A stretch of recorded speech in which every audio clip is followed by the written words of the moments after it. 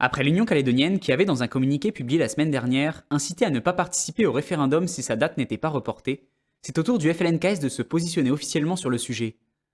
Dans un communiqué publié hier soir, la coalition indépendantiste demande au camp du oui de s'inscrire dans la démarche de non-participation à la campagne électorale de la consultation dont la date serait maintenue au 12 décembre 2021.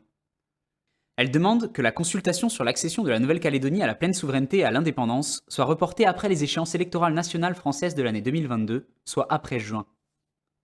Le bureau politique du FLNKS constate que le gouvernement français s'entête à vouloir faire primer la campagne présidentielle dans le seul but de solder l'accord de Nouméa sous son quinquennat, au détriment de la consultation sur l'avenir de la Nouvelle-Calédonie, et dénonce cette attitude qui va priver les Calédoniens d'une consultation qui devrait se dérouler avec, au préalable, une campagne électorale équitable, dans des conditions acceptées par tous les groupes politiques habilités.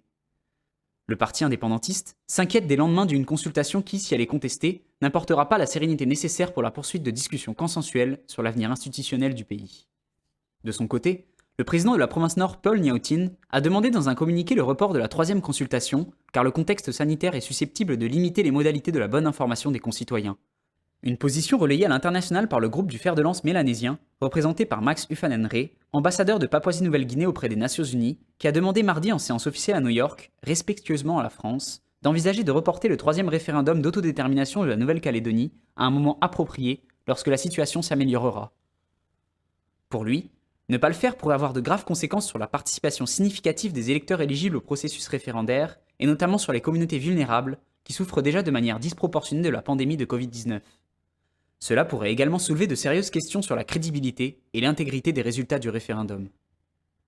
De son côté, le mouvement Les Voix du Non a annoncé qu'ils allaient reprendre leur campagne référendaire dans le respect des règles sanitaires et déplore que le FLNKS instrumentalise la situation pour justifier d'un report du référendum, arguant que cela fait désormais 30 ans que la Nouvelle-Calédonie a rendez-vous avec son histoire et que chacun a déjà eu beaucoup de temps pour défendre sa vision de l'avenir, en particulier ces 3 dernières années. Le 12 décembre, faisons en sorte de clôturer la page de l'accord de Nouméa et d'en écrire une nouvelle.